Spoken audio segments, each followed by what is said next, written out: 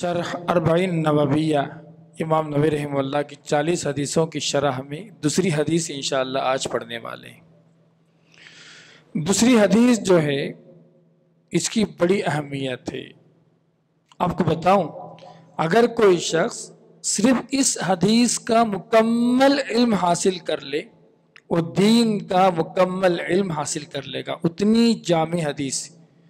اس لیے بعض علماء نے کہا ام الاحادیث، یہ جو حدیث ہم پڑھنے والے ہیں ابھی، یہ تمام حدیثوں کی ماں، مطلب کیا ہے، دین کے تمام مسائل، نماز، روزہ، زکوٰۃ، حج، اخلاق، یہ جتنی چیزیں، احسان، جتنی بھی دین کی تعلیمات ہیں، ان سب کی جڑ، ان تمام کی اصل حدیث جو یہی حدیث ہے، جامع حدیث ہے، اسی لیے اس کو ام الاحادیث بھی کہا جاتا ہے۔ بعض علماء نے کہا کہ اس حدیث کا دوسرا نام ام السنہ، سنت کی ماں والی حدیث ہے۔ جتنی سنتیں ہم دیکھ رہے ہیں ان سب کی جو اصل والی جو حدیث ہے یہی حدیث ہے۔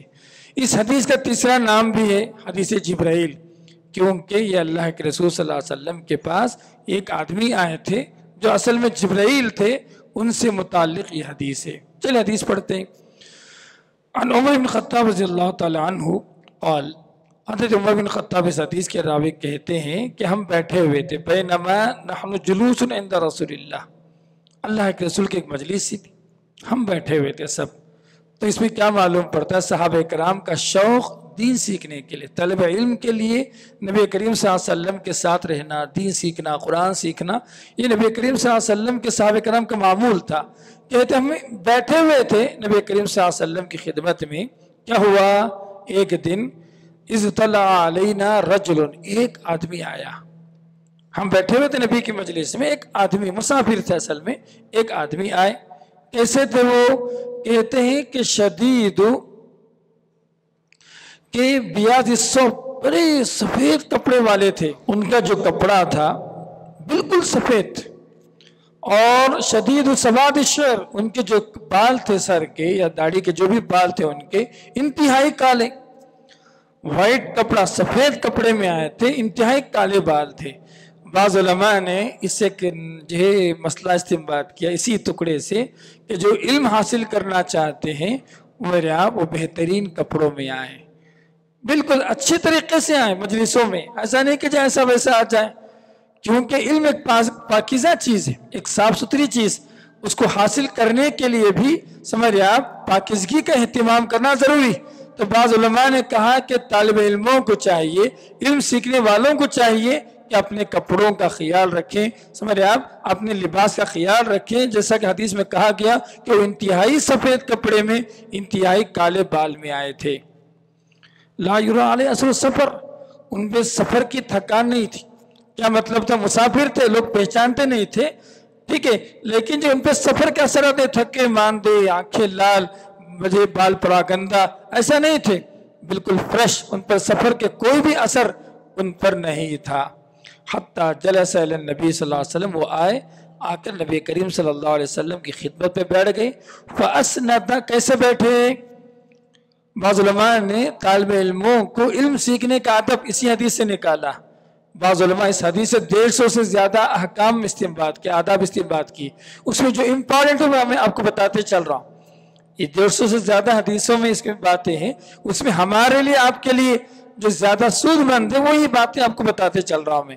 تو بعض علماء نے کہا کہ طالب علموں کو کیسے بیٹھنا چاہیے، اس کا جواب اس حدیث میں دیا گیا۔ کیسے بیٹھنا چاہیے دیکھیے آپ، فَأَسْنَدَ رُكْبَتَهُ إِلَىٰ رُكْبَتِهِ، اپنے دونوں گھٹنوں کو نبی کے گھٹنوں کے ساتھ لگا دی۔ یہ نبی کا گھٹنا ہے مثال طور پر، یہ جبرائیل کا گھٹنا، دونوں بازو لگا دیے، ایسے گھٹنوں کے ساتھ گھٹنا ملا دیے، اور اپنا ہاتھ، اپنا دونوں ہاتھ اپنے رانوں پر رکھے۔ ایک حدیث میں ایسا ہے، اور امام احمد بن حنبل کی ایک روایت کے اندر اپنے دونوں ہاتھوں کو نبی کے ران پہ رکھ دیے۔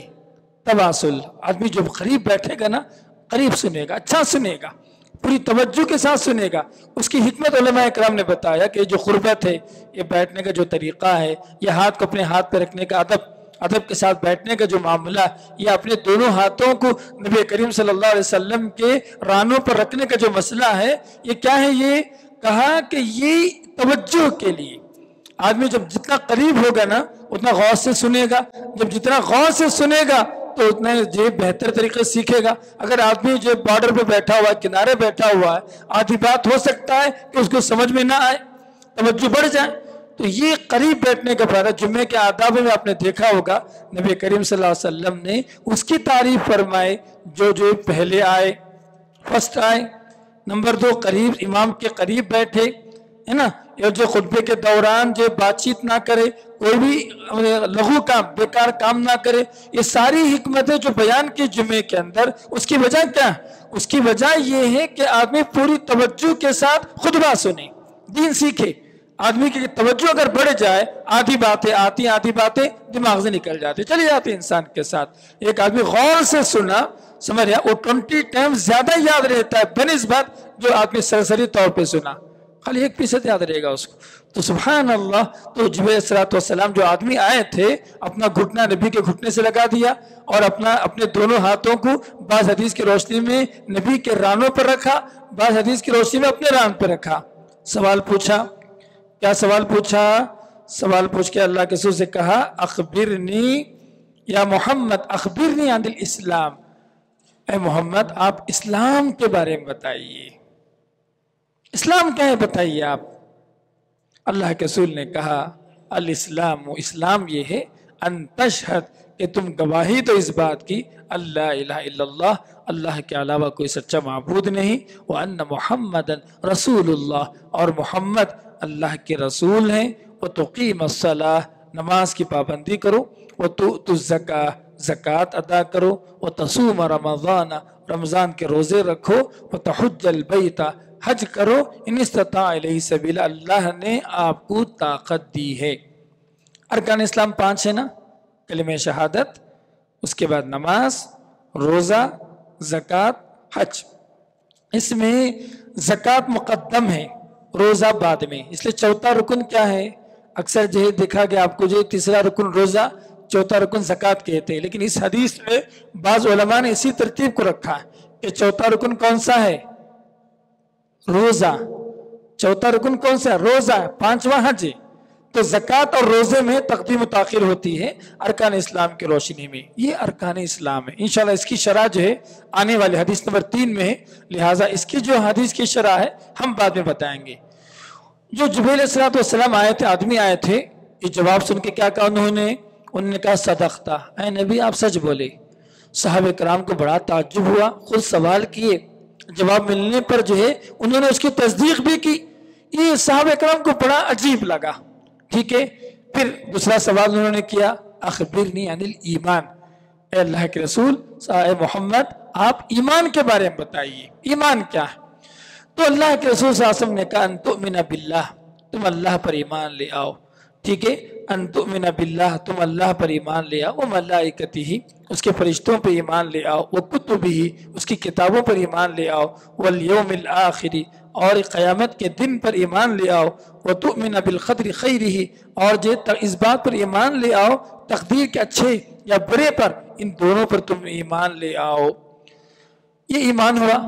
اس آدمی نے کہا صدقتا، اے اللہ کے رسول آپ سچ بولے۔ چلیے یہاں 2 منٹ رکتا ہوں میں۔ پورا جو دین ہے نا، ارکان اسلام، ارکان ایمان ہی پر ہے، پورا دین۔ اسی لیے اس حدیث کو جو ام الحدیث کہا جاتا ہے، تمام حدیثوں کی ماں۔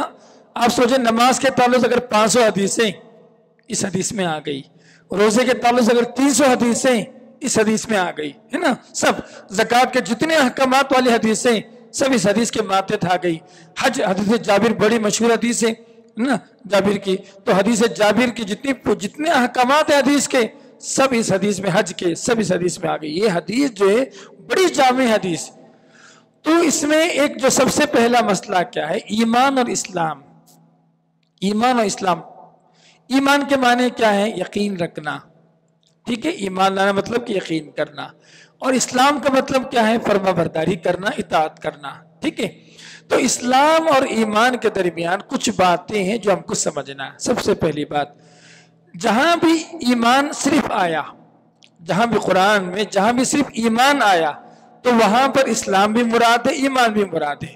جہاں اسلام آیا وہاں ایمان بھی مراد ہے، اسلام بھی مراد ہے۔ جہاں سنگل کہتے ہیں کہ جب اسلام الگ سے آیا نا، ایمان بھی مراد ہے اس سے، جہاں اسلام آیا وہاں ایمان مراد، دونوں۔ جب دونوں ایک ساتھ آئیں، دونوں اس حدیث میں دیکھیں آپ، ایمان بھی آیا اسلام بھی آیا ہے نا، تو اسلام اور ایمان جب ایک ساتھ آئے تو ایمان کا ڈیفینیشن تھوڑا بدل جائے گا اور اسلام کا ڈیفینیشن تھوڑا بدل جائے گا۔ کیا فرق ہے دونوں کے اندر؟ اسلام میں جو باتیں بتائی گئی یہاں پر اس حدیث کی روشنی میں، اس کا تعلق انسان کے اعمال سے ہے، بدنی عبادتوں سے ہے، نماز، روزہ، زکوٰۃ، حج، یہ بدنی اور مالی عبادتوں سے اس کا تعلق ہوتا ہے، عبادات سے تعلق ہوتا ہے، بدنی مالی نکال دیں آپ۔ اور جہاں ایمان کا ذکر ہوتا ہے اس کے ساتھ ایمان سے مطلب قلبی ایمان، عقیدے سے تعلق رکھتا ہے، ایمان باللہ اس کا تعلق دل سے ہے، ایمان بالرسل رسولوں پر ایمان لانا یہ دل سے ہوتا ہے، ایمان بالکتب اللہ کی کتابوں پر ایمان لانا دل سے ہوتا ہے، اس کا تعلق عقیدے سے ہوتا ہے، اس کا تعلق قلب سے ہوتا ہے۔ اسی لیے کہتے ہیں کہ ایمانیات کا تعلق قلب سے ہوتا ہے اور اسلامیات کا تعلق انسان کے افعال و جوارح سے ہوتا ہے۔ سبحان اللہ، پورا دن یہی ہے۔ دن کیا ہے؟ عقیدے کا نام ہے، عبادات کا نام ہے۔ عقیدہ درست رہا میرے آپ جنت میں جائے گا، عبادتیں درست رہیں گی، سنت سے جو سنت پر عمل کر کے بدعت سے بچ جائے گا، یہ دین ہے۔ اطیعوا اللہ و اطیعوا الرسول، اطیعوا اللہ و اطیعوا الرسول، یہی کہ انسان کا عقیدہ درست ہو، قلبی میرے آپ جو امور ہیں وہ صحیح ہو اور انسان کے اعمال صحیح ہو، یہ دین ہے۔ تو سبحان اللہ، اس میں دونوں باتیں آپ کو جو بتا دی گئی، انشاءاللہ یہ حدیث پھر آنے والی ہے آپ کو ایمانیات پر۔ تو ایمان باللہ کا معنی کیا ہے، ایمان بالرسل، جتنے ایمانیات ہیں ان سب کا تذکرہ انشاءاللہ ہم آگے حدیث میں انشاءاللہ حدیث نمبر 4 یا 5 میں انشاءاللہ اس کی وضاحت کرنے والے ہیں، کیونکہ آج حدیث جبریل کا خلاصہ ختم کرنا، تو لہٰذا جو یہ جو ایمان اور اسلام کی جتنی باتیں ہیں انشاءاللہ اگلی حدیث میں اس کی شرح تفصیل کے ساتھ پڑھیں گے۔ وہ آدمی جو نے کہا صدقتا، تیسرا سوال پوچھ دیا اس نے، پوچھا ما اجے اخبرنی عن الاحسان، اے اللہ کے رسول آپ احسان کے بارے میں بتائیے۔ تو اللہ کے رسول نے کہا ان تعبد اللہ، تم اللہ کی ایسی عبادت کرو گویا کہ تم اللہ کو دیکھ رہے ہو۔ فَإِن لَمْ تَكُنْ تَرَاهُ، اگر تمہاری عبادت میں یہ درجہ حاصل نہیں ہوا، کون سا درجہ؟ کہ جو ہے ہم اللہ کو دیکھ رہے ہیں، تو اس عقیدے کے ساتھ نماز پڑھو کہ اللہ ہمیں دیکھ رہا۔ تو اللہ کے رسول صلی اللہ علیہ وسلم نے احسان کا جو ہے 2 مرتبہ بیان فرمایا۔ علماء کرام نے کہا احسان کی 2 قسمیں، احسان کی 2 قسمیں، ایک وہ قسم ہے جو یہاں پر بتایا گیا، اللہ کی عبادت کیسے کرنا چاہیے یہ اللہ نے بتایا۔ احسان کی جو دوسری قسم ہے قرآن مجید میں جو بتایا گیا، احسان مع الناس، لوگوں کے ساتھ احسان کرنا۔ اللہ نے کہا وبالوالدین احسانا، والدین کے ساتھ احسان کرو، ٹھیک ہے، پڑوسیوں کے ساتھ احسان کرو، محتاجوں کے جتنی بھی آئیں، مخلوق کے ساتھ احسان کرنے والے جتنی آیتیں حدیثیں ہیں سب اسی کے زمرے کے اندر ہیں۔ تو احسان دراصل کیا ہے؟ عبادت میں مطلب عبادت کی احسان کے 2 درجات ہیں۔ پہلا درجہ کیا ہے کہ آدمی ایسی عبادت کرے گویا ہم اللہ کو دیکھ رہے ہیں، اللہ کی عبادت اتنے توجہ کے ساتھ، اتنے جو ہے خشوع و خضوع کے ساتھ بندہ اللہ کی بندگی کرے گویا وہ اللہ کو دیکھ رہا۔ اگر یہ ایمان پیدا نہیں ہو سکا، یہ درجہ حاصل نہیں ہو سکا عبادات میں، اس کو چاہیے کہ ایسی عبادت کرے اللہ مجھے دیکھ رہا، میری نماز کو دیکھ رہا، میرے روزوں کو دیکھ رہا، میری عبادتوں کو دیکھ رہا ہے۔ اس عبادت کے ساتھ، اس انہماک کے ساتھ، اس جو قلبی اطمینان کے ساتھ اللہ تعالیٰ کی بندگی کرے جو اس حدیث کے اندر بتایا گیا۔ 3 بات، دین، یہی 3 باتیں۔ دین اگر دیکھا جائے کیا ہے؟ دین اسلام ہے، دین کیا ہے؟ ایمان ہے، دین کیا ہے؟ احسان ہے۔ یہی 3 باتیں، پورا دین۔ اسی لیے دین کے 3 قسمیں، دین کے 3 پارٹ۔ ایک پارٹ کا تعلق ایمان سے ہے، ایک پارٹ کا تعلق جو انسان کے اعمال عبادات سے ہے، ایک پارٹ کا تعلق لوگوں کے حقوق کے تعلق سے، احسان کے تعلق سے۔ یہی پورا دین ہے۔ اسی لیے اس حدیث کو ام الحدیث جو کہا گیا یہی وجہ ہے، ام السنہ جو کہا گیا اسی وجہ سے۔ اس کے بعد حضرت جبریل علیہ السلام نے جو آدمی آئے تھے ایک سوال کا، 4تھا سوال پوچھا اخبرنی عن الساعہ، قیامت کب آئے گی؟ قیامت کے بارے میں آپ ہمیں بتائیے۔ سبحان اللہ، نبی کریم صلی اللہ علیہ وسلم نے بڑا جامع جواب دیا، کہا کہ جس سے پوچھا جا رہا ہے، مطلب میں رسول اللہ، جس سے پوچھا جا رہا ہے اس سے زیادہ پوچھنے والا جانتا. سائل آپ جانتے بولے ڈائریکٹ نہیں بولے اللہ کے رسول صلی اللہ علیہ وسلم آپ بہتر جانتے. اللہ کے رسول صلی اللہ علیہ وسلم نے میرے آپ انڈائریکٹ کہا کہ جس سے پوچھا جا رہا ہے میرے آپ اس سے بہتر جو ہے میرے آپ پوچھنے والا جان سکتے. کیا مطلب دونوں برابر؟ کیا مطلب دونوں نہیں جانتے؟ اس میں اگر غور کر کے دیکھا پوچھا جانے والا میں اس سے بہتر جو سائل جانتا مطلب کیا دونوں برابر ہیں. کیوں؟ قیامت کا علم اللہ کے علاوہ کسی اور کے پاس نہیں. کوئی بھی نہیں جانتا قیامت کب آئے گی, کوئی بھی نہیں جانتا کہ یہ بارش کب ہوگی, کوئی بھی نہیں جانتا کب موت آئے گی, کوئی بھی یہ نہیں جانتا کون آدمی کہاں مرنے والا. یہ غیبیات کے تعلق سے اللہ کے علاوہ دنیا میں کوئی بھی نہیں جانتا. مطلب اس سوال میں پوچھنے والے آپ اور پوچھے جانے والا میں دونوں برابر. کیا مطلب دونوں کے پاس خبر نہیں؟ دونوں کے پاس خبر نہیں. اگر اللہ نے جبریل کو بتایا کہ نبی کو بتا تو اللہ کے جبریل نبی کو بتا دیں گے, ٹھیک ہے نا. جب جبریل کے پاس یہ علم نہیں ہے تو کسی اور کے پاس بھی اس کا علم نہیں ہوگا. تو اللہ کے رسول تو اس کے بعد پانچواں سے انہوں نے پوچھا اخبرنی عن الساعہ کہ قیامت کی علامتوں کے بارے میں بتائیے. قیامت اس کی علامتیں کیا ہیں؟ قیامت جب آئے گی کیا ہوگا؟ علماء کرام نے اس موضوع پر کافی تفصیلی بحث کی کہ قیامت کی علامتوں میں سے دو بڑی علامتیں, دو قسمیں علامتوں کی. ایک کو کہا جاتا ہے علامات صغرا, چھوٹی چھوٹی علامتیں جو اس حدیث میں بیان کی گئی ہے نا, اور علامت کبرا بڑی نشانیاں جو بیان کی گئی, دجال کا آنا, سورج کا جو ہے مغرب سے طلوع ہونا, ٹھیک ہے, عیسیٰ علیہ السلام کا آنا, یہ جو بڑی نشانیاں ہیں یہ علامت کبرا. ٹھیک ہے, علامت صغرا اللہ کے رسول صلی اللہ علیہ وسلم نے اس حدیث میں بیان فرمائے. کیا کہا؟ اس کی علامت یہ ہے کہ ان تلد الامۃ ربها. پہلی چیز کہا کہ لونڈی اپنے مالک کو جنم دے گی. لونڈی اپنے مالک کو جنم دے گی. علماء اکرام نے اس کا معنی کئی معنی, ڈائریکٹ معنی نہیں ہے کیونکہ مالک کوئی جو ہے ماں اپنے مالک کو کیسے جنم دے, کیا معنی ہے اس کا؟ تو بعض علماء نے اس کا پہلا یہ معنی بتایا اس کا کہ ایسے نافرمان اولاد جو ہے پیدا ہوگی, سمجھ رہے آپ, جو اپنی ماں کو نچائے گی. اس کی ماں لونڈی کی طرح بنے گی, مطلب بیٹا ہے نا ماں کا جو گویا مالک, اس طریقے سے اس کا برا سلوک رہے گا ماں کے ساتھ. آج اگر دیکھیں یہ چیز آپ کو نظر آئے گا, آج کے بچے ہیں نا بڑے نافرمان ہیں, بڑے ضدی ہیں, میرے ہم ماں کو نہ چاہتے ہیں, باپ کو نہ چاہتے ہیں. آج کے اولاد کے اندر والدین کی اطاعت و فرما برداری اللہ ماشاء اللہ کم ہے. ٹھیک ہے, یہ علامت ایک معنی یہ ہو گیا. دوسرا معنی یہ ہے کہ لوگ جو ہے میرے آپ ایسے ہو جائیں گے, میرے آپ اتنے جو ہے زنا عام ہو جائے گا, یا جو ہے اتنی میرے آپ جو ہے لوگ آگے بڑھ جائیں گے, معلوم ہی نہیں چلے گا کون بیٹا ہے کون ماں. گویا اس نے اپنے مالک جو ہے ماں ہے لیکن جو ہے اپنے مالک کے ماتحت کام کر رہی ہے, لیکن اس کو معلوم نہیں ہے ماں. لونڈی کی طرح ہو جائے گی ماں. کہا کہ لوگوں کو مائیں پکڑی جائیں گی, بیچی جائیں گی, سمجھ رہے ہیں آپ. وہ نافرمان جو ہے اس کے ساتھ اپنے ماں کو جو ہے اس سے خدمت لے گا, اور حالانکہ وہ اس کی ماں ہے اس کو پتہ نہیں چلے گا. بعض علماء نے ایک ایسا معنی بھی بتایا ان تلد الامۃ ربتها, کہ جو لونڈی اپنے مالک کو جنم دے گی. ایسی کیفیت دنیا کے اندر جیسے غلام, بہت سارے غلام, یہاں ہندوستان کے اندر بھی غلاموں کی حکومت تھی, تو مائیں کیا بن گئی؟ اس حدیث کے برابر ہو گئی نا, اس کر اپنے رب کو جنم دے بول کر.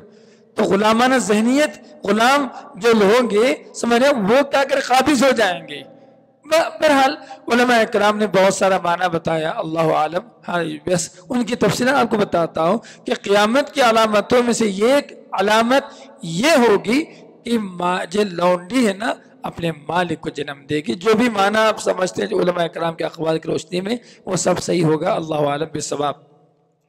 اس کے بعد اللہ کے رسول نے کہا انتر الحفات, ننگے پھرنے والے, العورات, میرے آپ ننگے پیر, ننگے بدن والے, نہ پیر پہ جوتے نہ جسم پہ کپڑے ہیں. العال, فقیر و محتاج لوگ کیا کریں گے؟ رعاء الشاۃ, اونٹوں کو چرانے والے یہ کیا کریں گے؟ یتطاولون, میرے آپ فی البنیان, بڑی بڑی عمارتوں پر فخر کریں گے. حالت ایسے بدل جائیں گے، سمجھیں آپ، ننگے پیر پھرنے والے، ننگے بدن پھرنے والے، فقیر اور محتاج اور ضرورت مند لوگ جو ہے یہ کیا ہو جائیں گے؟ یہ لوگ کیا کریں گے؟ یہ لوگ جو ہے بڑی بڑی عمارتیں بنا کر میرے آپ اس میں جو فخر کریں گے، تو میرے آپ فخر والی زندگی گزاریں گے۔ بعض علماء نے کہا کہ موجودہ عرب دنیا کی جو حالت ہے اس حدیث کی مصداق ہو سکتے، اللہ عالم، بتا رہے ہیں کیوں؟ وہ آج سے 50 سال پہلے، 100 سال پہلے بکریاں چرا کر ان کا گزارا ہوتا تھا۔ آج بڑی بڑی عمارتوں میں اگر دین نہیں ہے، تقوی نہیں ہے، ایمان نہیں، سمجھ رہے آپ، خالی بنیادوں پر، بلڈنگوں پر اگر لوگ فخر کریں گے تو کیا ہوگا؟ بہت بڑا فساد ہونے والا آگے، بہت بڑی جو ہے خرابی آنے والی آگے۔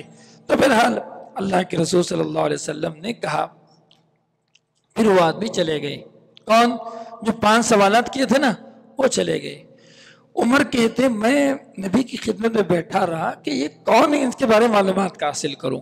فَلَبِثْتُ مَلِيًّا، تو اس میں صحابہ کرام کا طلب علم معلوم پڑتا، شوق، کوئی بات کھٹک رہی تھی، سب چلے گئے لیکن بیٹھے رہے، نبی سے میں پوچھوں گا، جان کے جاؤں گا۔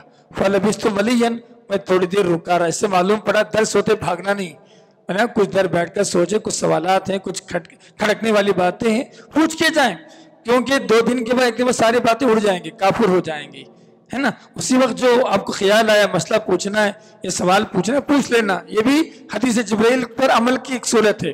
سبحان اللہ۔ فَلَبِثْتُ مَلِيًّا، میں تھوڑی دیر بیٹھا رہا، پھر اللہ کو سمجھ گئے یہ عمر کچھ پوچھنا چاہتے ہیں، پوچھا اللہ کے رسول نے، یا عمر اتدری من السائل، یہ سوال کرنے والے ہیں نا، یہ کون جانتے ہیں آپ؟ قلت اللہ ورسول عالم، میں نے کہا اللہ اس کے رسول بہتر جانتے۔ جب میں نہیں جانتا نہیں بولتے تھے، سبحان اللہ، ادب دیکھیے آپ، میں نہیں جانتا ایسا نہیں بولتے تھے، ہمیشہ بولتے اللہ اس کے رسول بہتر جانتے، یہ بھی ادب ہے۔ میرے آپ یہ بھی ادب ہے، کسی کو کوئی بات نہیں معلوم ہے، میرے آپ میں نہیں جانتا یہ بولنے کے بجائے اللہ اس کے رسول بہتر جانتے ہیں، سبحان اللہ۔ میرے آپ اللہ اس کے رسول کی طرف علم کو لوٹانا یہ بھی ایک بہت بڑا ادب ہے جو اس حدیث کے اندر بیان کیا گیا۔ تو اللہ کے رسول نے کہا انہو جبرائیل، یہ جبرائیل تھے، یہ کیوں آئے؟ اتاکم، آئے تمہارے پاس، یعلمکم دینکم، تمہارا دین سکھانے کے لیے تمہارے پاس آئے۔ اس میں بعض علماء نے کہا انبیاء علیہ السلام کے پاس جبرائیل علیہ السلام انسان کی شکل میں آیا کرتے تھے، قرآن میں آیا ابراہیم علیہ السلام کے پاس جو ہے میرے آپ جو انسان کی شکل میں آئے تھے، لوط علیہ السلام کی قوم کو ہلاک کرنے جب آئے تھے، قرآن میں جس کا تذکرہ آیا تو کیسے آئے تھے؟ یہ انسان کی صورت میں آئے تھے، جبرائیل علیہ السلام فرشتے آئے تھے۔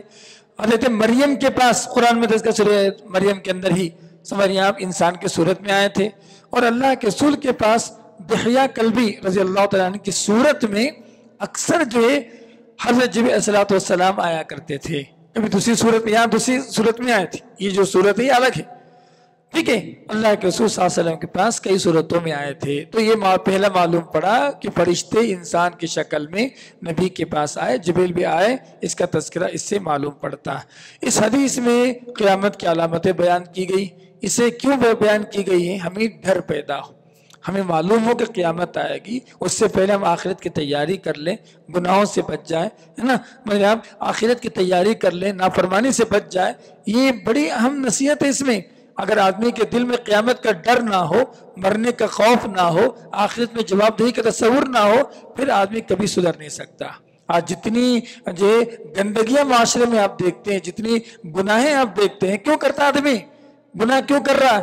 میں مرنے کا مجھے کوئی جواب دہ نہیں، 500 900 9000 کروڑ کھا لیا، میں نے 500 کروڑ کھا لیا، فلاں کھا لیا، کچھ بھی احساس نہیں، اس کو کیوں ہوتا ہے سب؟ یہ وہ لوگ ہیں جو مرنے کے بعد والی زندگی پر ایمان نہیں رکھتے۔ تو آخرت پر ایمان جو ہے یہ انسان کو صحیح سالم درست رکھنے والا ایمان ہے۔ انشاءاللہ اس پر ہم بات کریں گے آگے، تقدیر پر ایمان پر بات کریں گے انشاءاللہ آگے کی حدیثوں میں۔ تو بہرحال اس حدیث میں الحمدللہ ہم نے بہت ساری چیزیں ہم نے سیکھا، ایمان سیکھا، اسلام سیکھا، احسان سیکھا، قیامت کی علامتیں ہم نے سیکھا، علم سیکھنے کے آداب ہم نے سیکھا، اور اسی طریقے سے ادب، علم سیکھنے کا ادب ہم نے سیکھا، یہ بہت اہم نصیحتیں ہیں جو اس حدیث کے اندر ہم نے سیکھی، کیونکہ یہ حدیث کی شرح آگے بہت ساری جزیات پہ آ رہی ہے، انشاءاللہ اگلی حدیثوں میں ہم پڑھیں گے۔ میں اللہ تعالیٰ سے دعا کرتا ہوں اللہ تعالیٰ اس حدیث کو ہمارے لیے آپ سیکھنے سکھانے والا اللہ تعالیٰ بنا دے۔ جس دین اللہ نے کہا تمہارا دین سکھانے آئے، تو یہ پورا دین یہی ایمان، اسلام، احسان ہے، اس لیے بڑی جامع حدیث ہے۔ اللہ سے دعا ہے اللہ تعالیٰ ہم سب کو آپ اپنے امان میں رکھے، اپنی عافیت میں رکھے۔ ربنا آتنا فی الدنیا حسنہ وفی الآخرۃ حسنہ وقنا عذاب النار۔ اقول قولی ھذا استغفر اللہ لی ولکم لسائر المسلمین۔ السلام علیکم ورحمۃ اللہ وبرکاتہ۔ سبحانک اللہ وبحمدک، اشہد ان لا الہ الا انت، استغفرک واتوب الیک۔ جزاکم اللہ خیر۔ اگر کچھ سوالات ہیں تو آ کر آپ پوچھ سکتے ہیں۔ جزاکم اللہ خیر۔